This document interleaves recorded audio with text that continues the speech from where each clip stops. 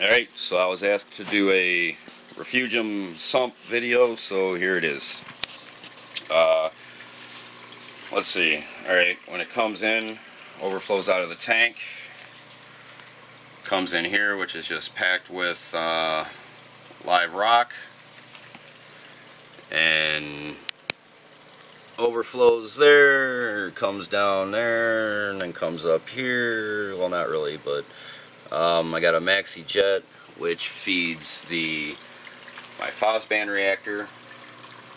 Got the eShops hang-on skimmer rated for 150 gallons. I got running two 300 watt heaters. Let's see. Return pump is an 820 gallon per hour with a 5-foot head height. Return, I'm running about 3.5 to 4 feet, so decent return. The refugium's been up and running for about 3 months now. The kelp was a nice little piece when I put it in, so 3 months. This is the growth that I've gotten. I'm running a 4-inch deep sand bed. I have one hermit crab in here, and I think 2 or 3 snails. My big turbo snail, I think he finally croaked. But I've got 2 or 3. They're smaller with they got a hard shell, but it's a flat shell. Maxi Jet 400 with the hydro wave deflector, just for inner refugium circulation. The water comes in through them 1/2-inch holes and then overflows right there. So I put that in just to help with the circulation within the refugium. It seems like once I did that, I took care of my sano issues and algae issues out of the display, and then all this shit started growing up nicely. Got a lot of growth, or got a lot of life in here.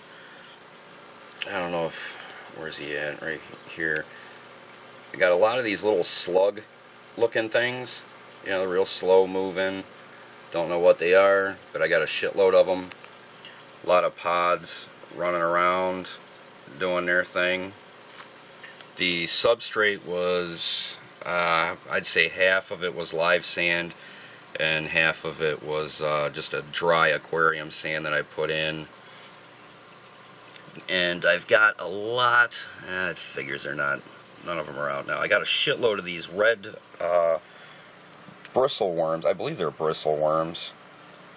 Like that guy right there. Like I said, they're like a reddish color, and they got these little like spines they're sticking out of them. He's actually kind of small. I got a big boy one that hangs out back there. You can kind of see him underneath that rock.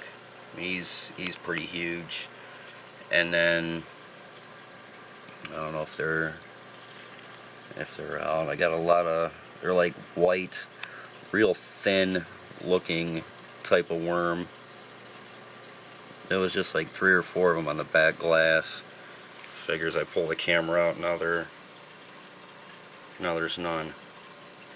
But yeah, that's the sump, and like I said, it's doing really good. It's keeping the display super clean.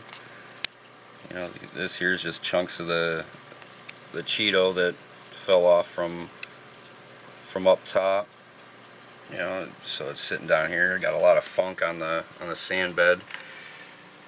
I'm not running any mechanical filtration. It's all biological. There's no carbon, no chemi-pure, no nothing. That's why you can see a lot of shit on the sand bed. Like I said, I'm just using the live rock when it comes in, all the macroalgae throughout. And that's it. There's another one of those. Like I said, I believe it's a bristle. I'm not quite sure, but I don't know what else it would be. So I wish I could find the them little worms. They said they're white, they're thin, and there's a shitload of them. And then, you know, again, these slug-looking things. So there's definitely a lot of life in here. So, yeah, alright. Like I said, I was asked to do something on the sump refugium, so I did. Got my new lights in today for it. It's 48 watts, dual bulb, T5s, 6700K. Hopefully that's enough light for the refugium. If not, I have another 40 watter I can put on there that's got an actinic bulb in it. So we'll see. You know, everything runs through the wall, all my plumbing, electricity, you know, the returns, all the timers. So, alright, there you have it. My refugium.